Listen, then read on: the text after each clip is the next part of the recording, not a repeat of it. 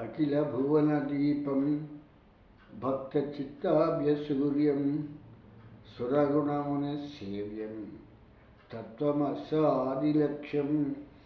హరిహరసుతమీశం తారక బ్రహ్మరూపం శబరిగిరి నివాసం భావయే భూతనాదం. స్వామి శరణమయ్యప్ప. ప్రేమైన ఆత్మబంధువులారా, ఆశ్రిత వారి సౌజన్యంతో చాలా రోజుల తర్వాత మళ్ళీ ఒక కార్యక్రమాన్ని పునఃప్రారంభించటం జరిగింది. అనివార్య కారణాలతో ఈ యొక్క ఆశ్రితలేం కార్యక్రమాన్ని కొంచెం వాయిదా వేసి తిరిగి పునఃప్రసారణ గురించని ప్రారంభించడం జరిగింది. ఇక్కడ ఎంతసేపు కూడా మనం భక్తికి సంబంధించినటువంటి విషయాలతో పాటు భక్తికి సంబంధించినటువంటి కథలని, ఆ కథలలో ఉన్నటువంటి అంతర్భాగాల్ని మనం వింటూ వాటిని విశ్లేషణ చేసుకునేటువంటి పరిస్థితిలో ఉన్నాం. ఇవి విమర్శల గురించో లేకపోతే ఎవరినో చూపించడం గురించో చెప్తున్నది కాదు.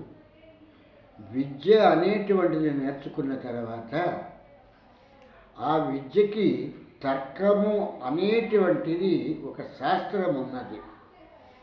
ఆ తర్కము ద్వారా ఆ విద్యలో ఉన్నటువంటి తను నేర్చుకున్నటువంటి విషయాలని తర్కము ఎంత దూరము తర్కించగలదు, ఎంత దూరము దాని శోధన చేయగలదు, పరిశోధనలోకి తీసుకు వెళ్ళగలదు అనేంత వరకు కూడా తర్కిస్తూ ఉండటం అనేటువంటిది నాటి కాలంలో ఉన్నటువంటి విషయము.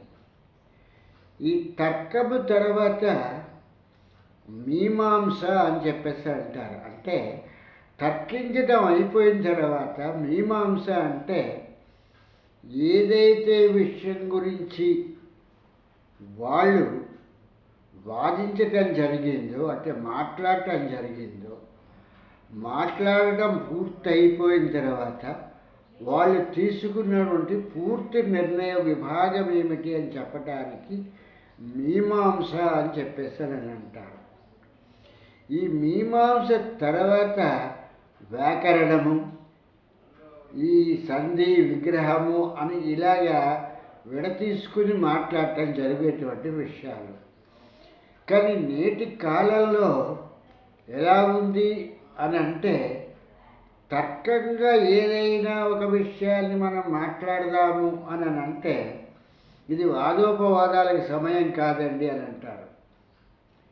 పోనీ మీమాంసగా తీసుకుందామంటే వీళ్ళు చెప్పేటువంటి దాని తాలూకు పూర్తి పర్యవసానం ఏమిటి అనేటువంటిది లేదు.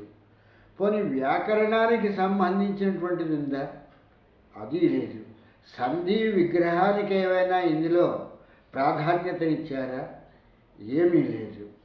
ఇవి ఏమీ లేకుండా ఎందుకు, దేని గురించి, అసలు ఏం చేస్తున్నాము అనేటువంటి దాని గురించి వివరణాత్మకంగా లేకుండా దీనికి భక్తి అనేటువంటి ఒక ముసుగు వేసేసేసి ఇందులో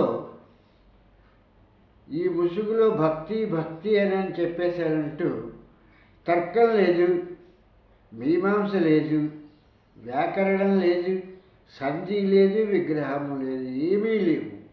ఏమీ లేకుండా ఇది భక్తి భక్తి అని చెప్పేసి దీని నిర్వచనమే లేకుండా చేయటం జరిగింది నేటి కాలంలో. ఇదే మా చిన్నప్పుడు దేవాలయాల్లోనూ భజన మందిరాల్లోనూ ఒక రావి చెట్టు కింద రచ్చబండ అనేవాడు. అటువంటి ప్రదేశాల దగ్గర ఈ యొక్క నామ సంకీర్తనలు చాలా బాగా జరుగుతూ ఉండేవి. గుళ్ళో పూజారి గారే గుళ్ళో భక్తులకి తీర్థప్రసాదాలను ఇస్తూ సాయంత్రం పూట తమ కాలాన్ని సద్వినియోగం చేసుకోవటానికి ఒక రామాయణ గ్రంథాన్ని కానీ, ఒక భారత గ్రంథాన్ని కానీ, ఒక భాగవత గ్రంథాన్ని కానీ తీసుకుని ఆ ఒక్క చదువుతూ ఆ గుళ్ళోకి వచ్చేటువంటి ఆ ఒక్క నలుగురు భక్తులకే ఈ విషయాల్ని వాళ్ళు బోధించేటువంటి పరిస్థితిలో ఉండేవారు. నాటి కాలంలో ఈ భగవద్గీత గురించి అంత ఎక్కువగా మాట్లాడేటువంటి వాడు ఎవరు ఉండేవాళ్ళు కాదు. భగవద్గీత అనేటువంటి కొంచెం కష్టతరమైనటువంటిది, అది ప్రాక్టికల్గా చేయవలసిందే కానీ మాట్లాడేది కాదు అని చెప్పేటువంటి పరిస్థితిలో ఈ యొక్క భగవద్గీత గురించి వచ్చేటప్పటికి దాన్ని ఏ గుళ్ళలో కానీ, ఏ రచ్చబండల దగ్గర కానీ, లేకపోతే ఎవరైనా చనిపోతే కానీ అక్కడ కానీ ఇటువంటివి భగవద్గీత వచనాలు మాట్లాడటం కానీ, భగవద్గీత గురించి శ్లోకాలు చదవటం కానీ ఉండేది కాదు.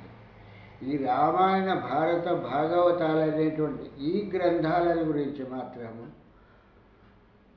గుడిలో పూజారి గారే చదవటం జరిగేది.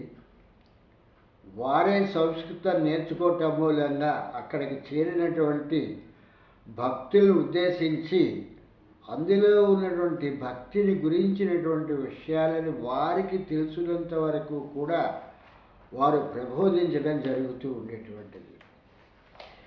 అలాగే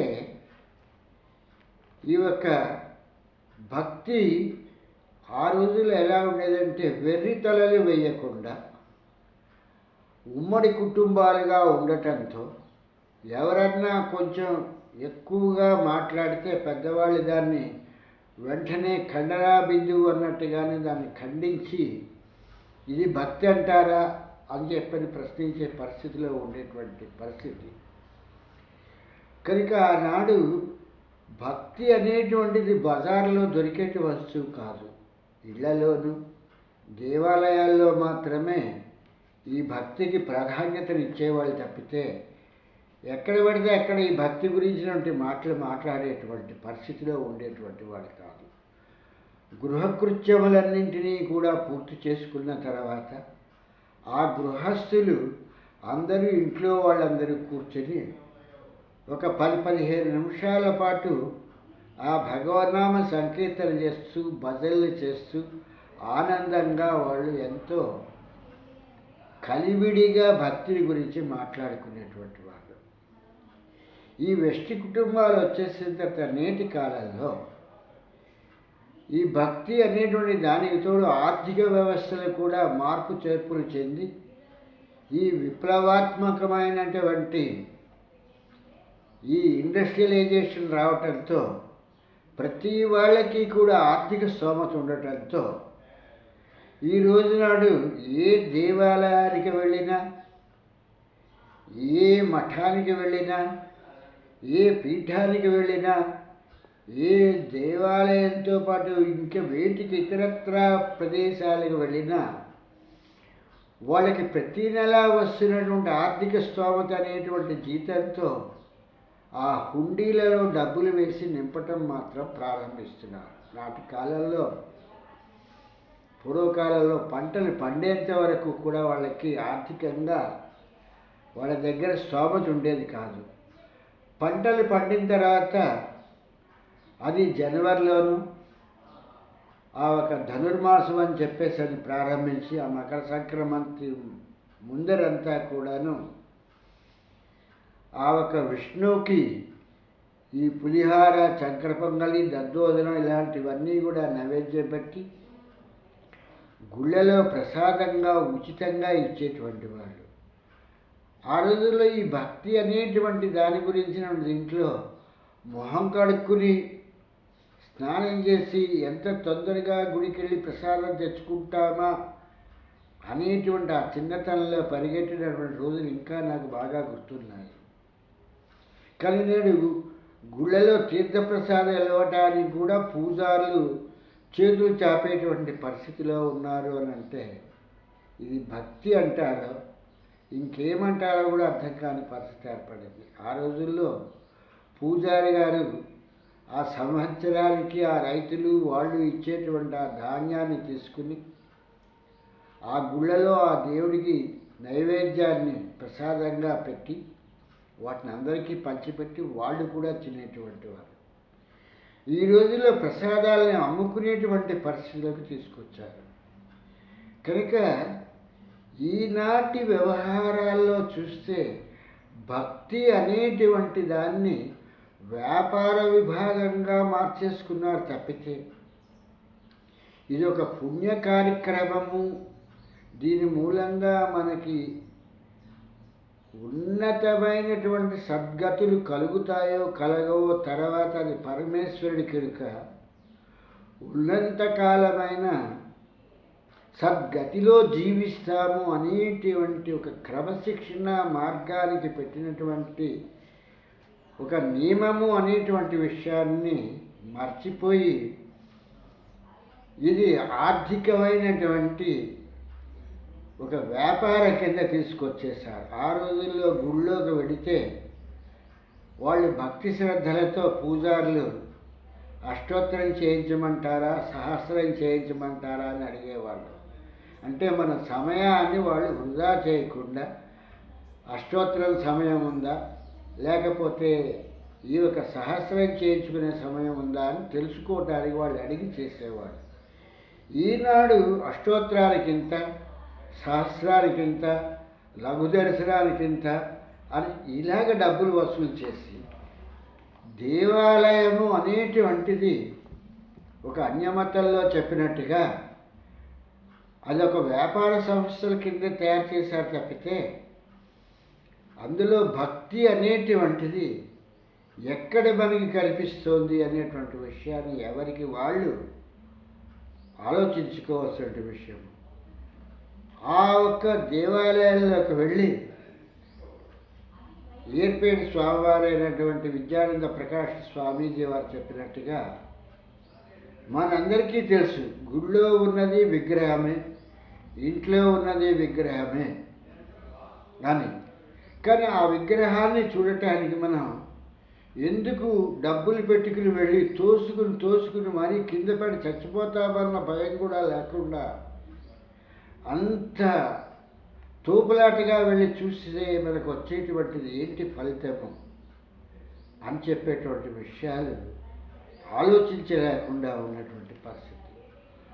చదువురాని రోజుల్లో వాళ్ళు దేవాలయాల్లో ఎంతో క్రమశిక్షణని పాటించి స్నానం చేసి ఉతికిన బట్టలు వేసుకుని ఆ విస్త్రీలు ఇవి ఉన్నా లేకపోయినా చక్కనైనటువంటి ఉతికిన బట్టలు కట్టుకుని దేవాలయానికి వెళ్ళేటువంటి పరిస్థితి.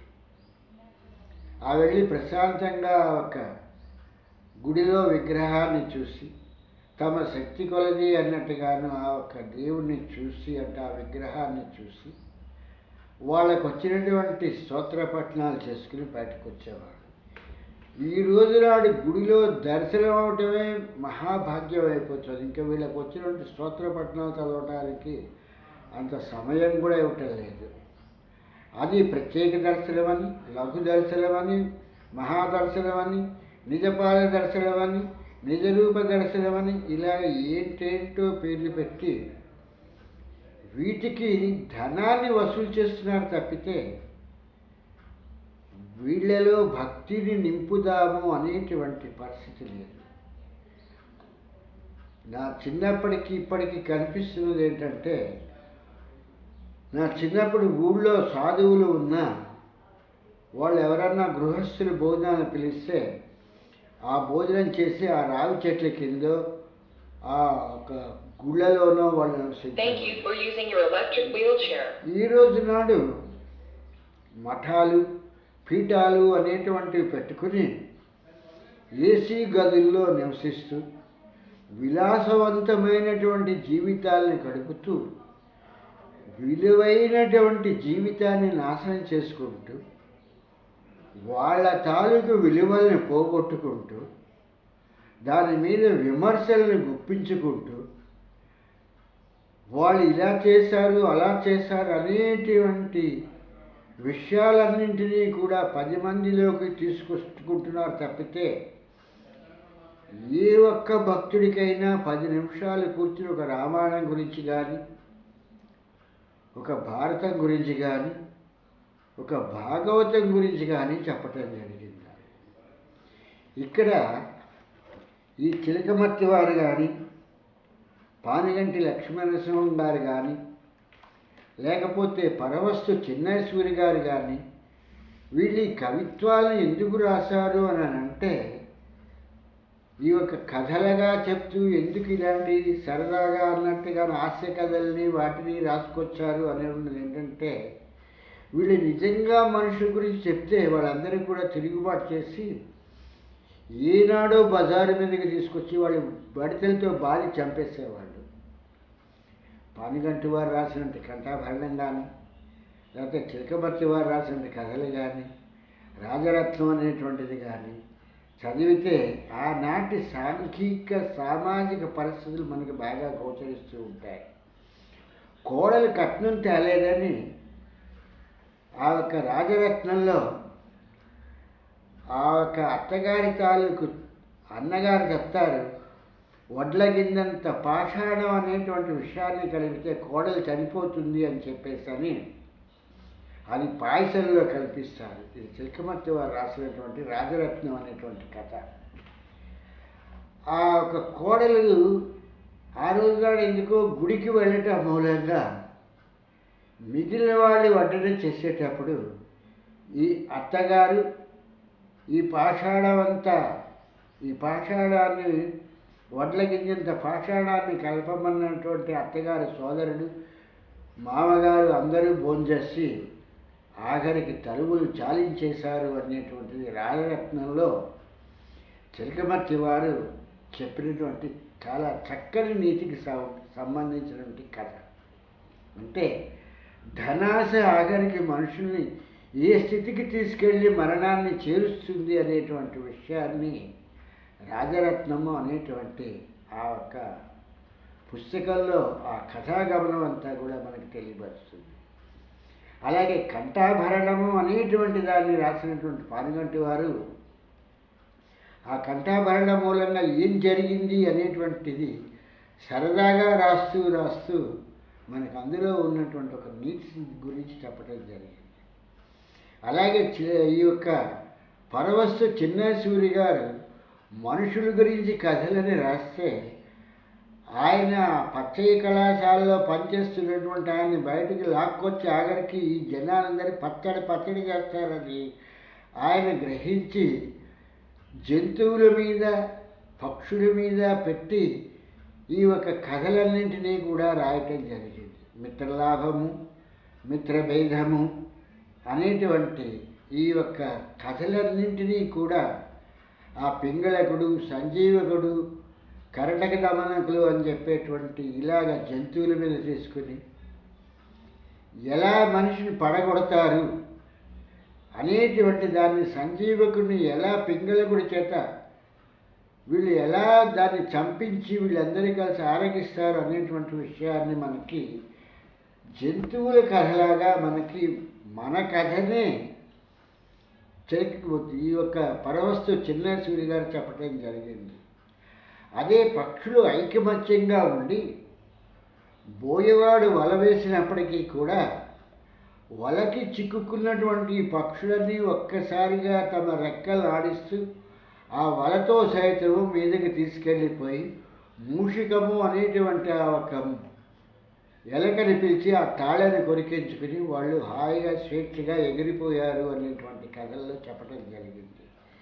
ఇలాగే వీళ్ళు ఆధునాతనంగా చెప్పినటువంటి ఈ కథలనే తీసుకుని చెప్పాల్సి వస్తే, రామాయణంలో కానీ, భారతంలో కానీ, వాల్మీకి మహర్షి కానీ, వ్యాస భగవానుడు కానీ చెప్పేటప్పుడు ఆ కథలలో కూడా ఒక ఆధ్యాత్మిక చింతనకి తగినటువంటి వస్తు పరిజ్ఞానం అన్నట్టుగా అందరిలో ఉంచి ఆ ఒక రామాయణం అనేటువంటి ఆ రాముడి కథని చెప్పటం జరిగింది. ఆ రాముడి కథ నేను రాశానని చెప్పేసి వాల్మీకి మహర్షి ఈనాడు అయోధ్యకి వెళ్ళి దశరథుడి దగ్గర కానీ, రాముడి దగ్గర కానీ, మీ యొక్క కులంకి సంబంధించినటువంటి ఈ రాజకథని రాశాను కాబట్టి మీరు మాకు తగిన పారితోషికాన్ని ఇవ్వండి అని చెప్పేసని వాళ్ళ నుంచి ఏ విధమైన ఆచరణ చేయలేదు. వాళ్ళ హాయిగా స్వేచ్ఛాజీవులుగా అరణ్యంలో జీవించారు తప్పితే ఎవరి మీద కూడా బ్రతికి జీవించలేదు. ఎవరి తాలూకు దయాదాక్షిణ్యాల మీద వాళ్ళెవరూ కూడా బ్రతకలేదు అనేటువంటి విషయాన్ని తెలుసుకోవాల్సిన విషయం. అలాగే భారతాన్ని రాసేటప్పుడు ఈ వ్యాస భగవాళ్ళ వారు ఇంత కథాగమనాన్ని రాస్తూ ఇన్నిసార్లు భారతంలో వ్యాస భగవానుడు వీళ్ళ దగ్గరికి వచ్చి వెళ్తున్న పాండవుల దగ్గరికి కానీ కౌరవుల దగ్గరికి కానీ వచ్చి వెళ్తున్న ఏ విధమైనటువంటి వాళ్ళ తాలూకు సత్కార్యాలని తీసుకుని వాళ్ళు సుఖమైనటువంటి జీవితాన్ని వాళ్ళు ఆశాజనకమైనటువంటి సౌభాగ్యంతో గడపలేదు. కనుక ఈ కథలలో ఉన్నటువంటి అంతర్భాగాలు ఏమిటి అనేటువంటి దాన్ని మనం మదిస్తే అప్పుడు మనకి ఆ కథలో ఉన్నటువంటి తత్వ పరిజ్ఞానము అనేటువంటివి ఇటు ఆధునికమైనటువంటి కవులైనటువంటి చిలకమర్తి వారు కానీ పానుగంటి వారు కానీ లేకపోతే పరవస్తు చిన్నేశ్వరి గారు కానీ వీళ్ళు రాసినటువంటివి కానీ పూర్వకాలమైనటువంటి వాటిలో రామాయణం రాసినటువంటి వాల్మీకి కానీ భారతాన్ని రాసినటువంటి వ్యాస భగవాన్ని కానీ ఆ ఒక కథాగమనాలని రాస్తున్నారంటే ఆ కథలో ఏవో విధమైనటువంటి అంతర్భాగాలను ఇమిడ్చి అది మనుషులకి అందాలి అని చెప్పేసని వాళ్ళ సత్సంకల్పంతో పూర్ణం మీదన ఎలాగైతే ఒక పూర్ణభూరికి ఒక కవచంలాగా పెట్టి లోపల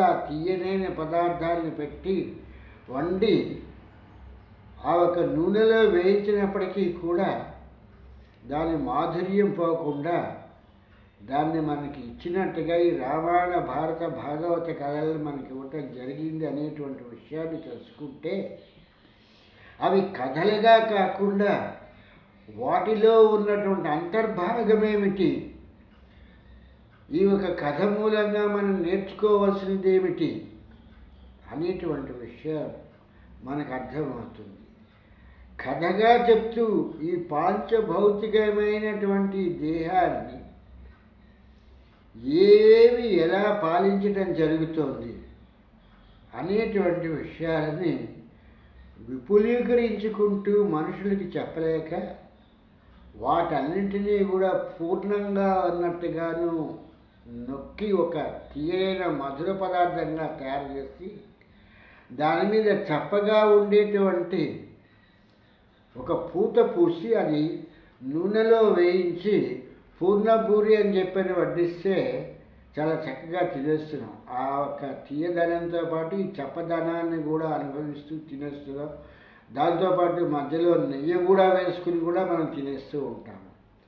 అలాగా ఆ కథలో కథాగమనంతో పాటు ఆ కథలో చెప్పినటువంటి ఆత్మ పరిశీలనకి సంబంధించినటువంటి ఆత్మతత్వబోధన ఏమిటి, ఎందుకు ఇలా చెప్పారు అనేటువంటి విషయాలన్నింటినీ కూడా ఈ యొక్క విషయాన్ని మనం గమనించి మనం ఆస్వాదించడానికి ప్రయత్నం చేస్తే రామాయణంలోంచి కానీ భారతంలో నుంచి కానీ భాగవతంలో ఉన్నటువంటి కథలతో కానీ మనకి చక్కని తత్వ పరిజ్ఞానం కలుగుతుంది.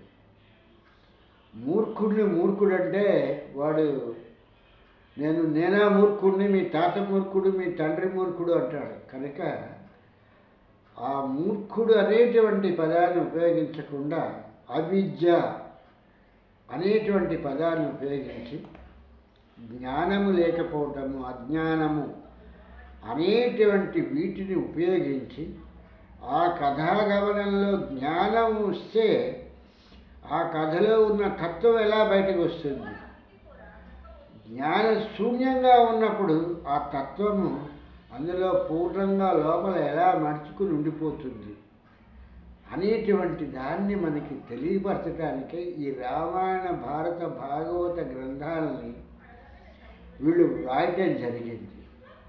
ఆది కావ్యమైనటువంటి రామాయణంలో నుంచే ఇటు భారతం రాసిన, లేకపోతే భాగవతం రాసిన, హరివంశం రాసిన, 18 పురాణాలు రాసిన, ఇవన్నీ కూడా అందులో నుంచే వచ్చాయి. అలాగే ఈ రామాయణము అనేటువంటి ఈ యొక్క పురాణము ఈ యొక్క ఉపనిషత్తుల సారాంశంలో నుంచే, ఉపనిషత్తుల్లో నుంచే రామాయణం అనేటువంటిది ఉద్భవించడం జరిగింది. ఈ యొక్క కథాగమనంలో నేను ఎందుకు దీన్ని మాట్లాడుతున్నానంటే, మొన్నటిదాకా కూడా చాలా ఎపిసోడ్స్ మీద మాట్లాడాను.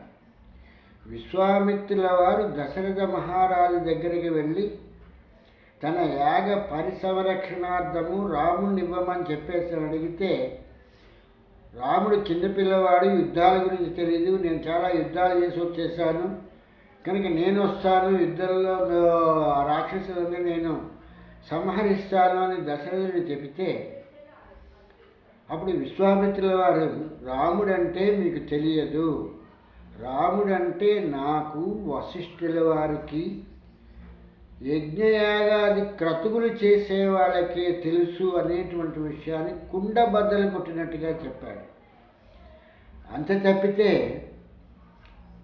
ఆ రామ అనేటువంటి ఆ శబ్దానికి ఉన్నటువంటి విలువ ఏమిటి అనేటువంటి విషయాన్ని మానేసి, ఆ రామ అనేటువంటి దానికి మహత్తరమైనటువంటి కథాగమనాన్ని ఒక అల్లికలాగా అల్లటం మూలంగా ఆ అల్లికనే ఈ జ్ఞానము లేనటువంటి, ఈ అవిద్య కలిగినటువంటి వాళ్ళందరికీ కూడా విస్తారంగా అన్నట్టుగా ప్రచరణ జరగడం జరిగింది.